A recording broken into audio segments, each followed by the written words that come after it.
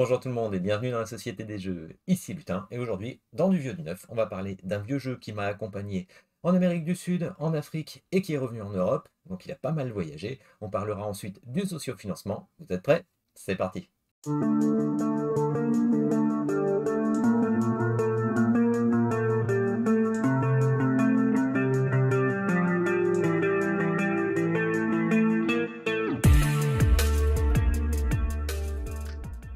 Alors avant de passer à du vieux et au sociofinancement, on va parler tout de suite de SkyMines. Je vous en avais parlé il y a peu.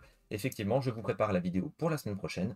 J'ai joué avec des amis, j'ai joué tout seul avec l'Automa pour faire la campagne, pour tester les missions, les modules différents. Franchement, excellent jeu. On voit ça la semaine prochaine dans mon montage. Mais là, tout de suite, on passe à du vieux. Effectivement.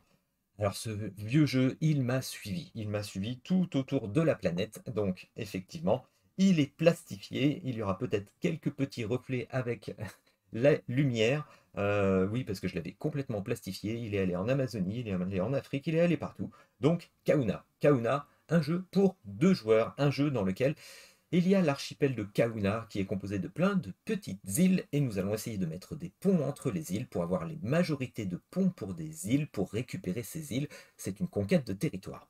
Alors on va le mettre en place tout de suite. On met SkyMines un peu de côté et vous voyez l'archipel de Kauna.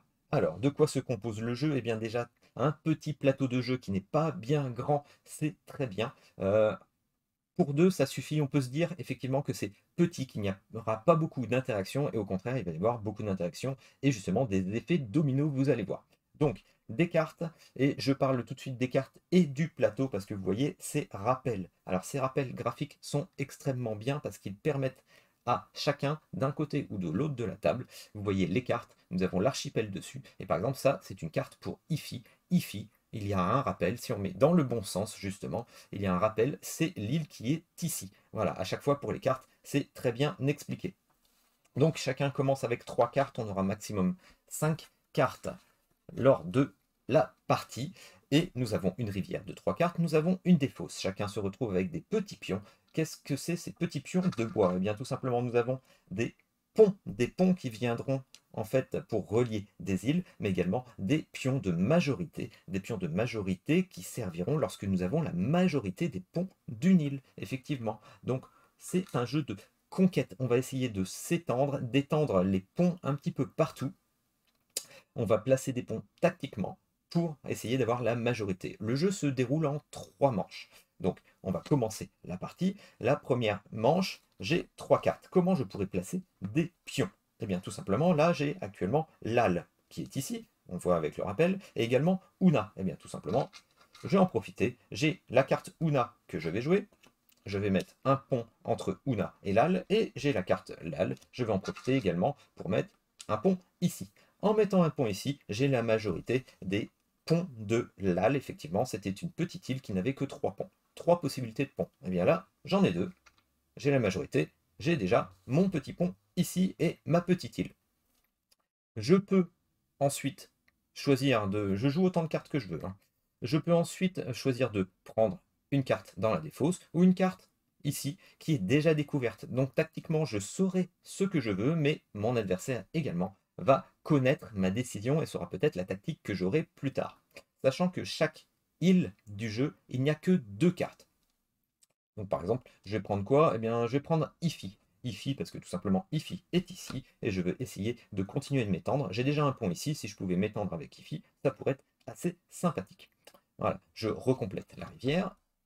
Et voilà, et c'est au tour de mon adversaire. Alors mon adversaire, il pourrait très bien m'embêter. Comme vous pouvez le voir, il a déjà Lal et Una. Et oui, en ayant à la fois cette île et cette île-là, s'il joue les 2 cartes en même temps, il peut retirer le pont qui est entre les deux. Bon, ça lui permettrait de retirer mon pion ici, mon pion qui est mon pion de majorité, d'appartenance, mais par contre, effectivement, il ne va pas pouvoir se développer, il ne va pas mettre de pont. Il y aurait une autre possibilité pour qu'il retire un pont. Comment on retire un pont? C'est si on a les 2 cartes d'une île, on peut retirer un pont qui est sur cette île. Donc par exemple, s'il avait les 2 Una, bon c'est pas le cas parce que l'autre est déjà passé, s'il avait les 2 cartes Una, il pourrait retirer ce pion et je perdrais la majorité sur cette île. De même, il y a les effets dominos, effectivement.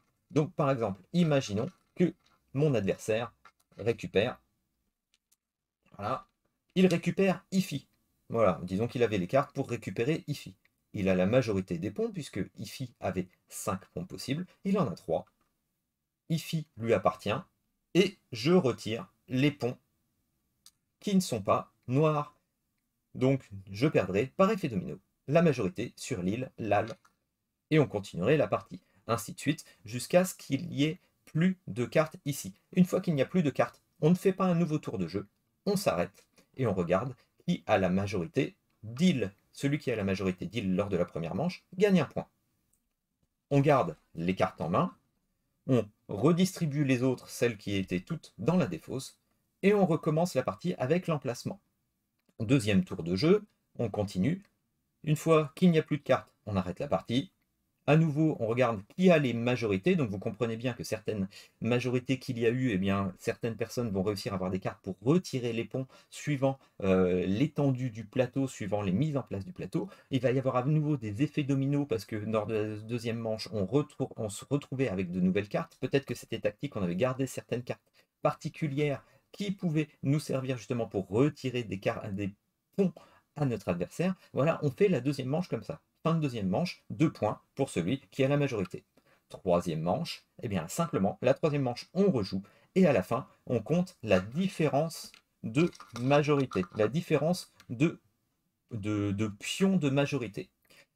La différence, c'est par exemple mon adversaire a 2 pions supplémentaires par rapport à moi, il a 2 pions blancs, 2 pions noirs par rapport à moi qui en est 1. Bon, c'est absurde, hein, parce que effectivement, à la fin de la partie, la troisième manche, normalement, on devrait avoir presque tout ça. On voit la différence, ça fera le nombre de points pour la personne qui a gagné, qui a la majorité. On additionne les points de la première manche, donc 1 point, les points de la deuxième manche, où on pouvait avoir 2 points, et les points de la troisième manche, où c'était la différence de majorité d'îles, et ça nous donne un score final. Voilà, c'est un jeu simple, simple à mettre en place, rapide à jouer. Les parties avec 3 manches, ça fait à peu près 30 minutes, c'est hyper tactique. Vous voyez, c'est un jeu très simple. Les pions, c'était qualitatif, c'était du bois. Celui-là, j'ai dû l'avoir vers 2005 ou 2006, ce jeu. Il est vraiment pas jeune. Voilà, il y a de nouvelles éditions qui sont sorties et je crois même avoir vu qu'il y avait une édition 4 joueurs qui était sortie. Je l'ai vu une fois, je ne l'ai jamais revu. Donc je ne sais pas si quelqu'un l'a vu, n'hésitez pas à me mettre un commentaire. Voilà, donc ça c'est Kahuna. Je trouve que c'est un très bon jeu qui sortait beaucoup quand on était en déplacement et à l'étranger avec ma femme. Un excellent jeu tactique et un excellent jeu où on se fait la tête à la fin parce que, bon, ben, à la fin, effet domino, on peut gagner beaucoup de points dans la troisième manche. Voilà, donc c'était Kahuna et on va passer au sociofinancement. Their triumphs and tragedies shaped history, but they hold no power over you. Yours is the way east, to the lost lands and the one and true ruler of Avalon. Question is, what will you offer in return?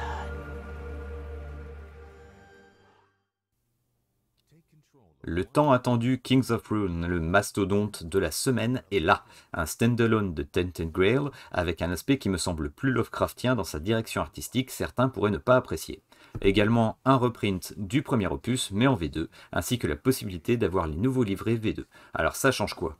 Eh bien, le jeu serait moins axé sur la survie et la gestion de ressources, des voyages rapides, des réajustements et des clarifications pour plus de fluidité.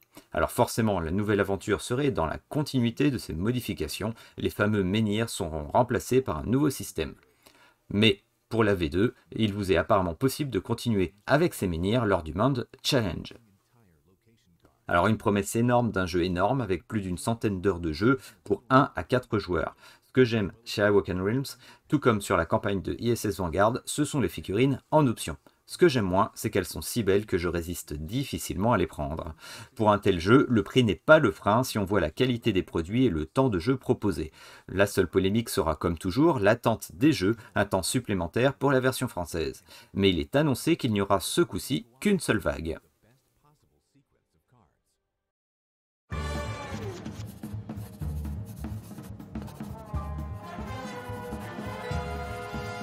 The world just entered the second quarter of the 20th century, and the golden age of comic books has begun. Age of Comics, un jeu de placement d'ouvriers qui vous met dans la peau d'un éditeur dans la fin des années 40. Vous cumulerez des points en publiant des comics, en jouant sur le placement dans des kiosques, attirant des fans par des dessinateurs et auteurs.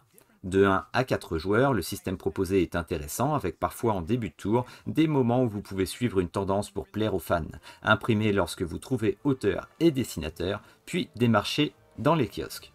Mais attention à bien provisionner et honorer vos contrats de distribution, sans ça vous n'augmenterez pas la popularité et aurez des points malus. La direction artistique est parfaitement dans le thème, sobre et belle. A noter qu'il y a un mode solo disposant d'un automat qui simulera un éditeur adverse.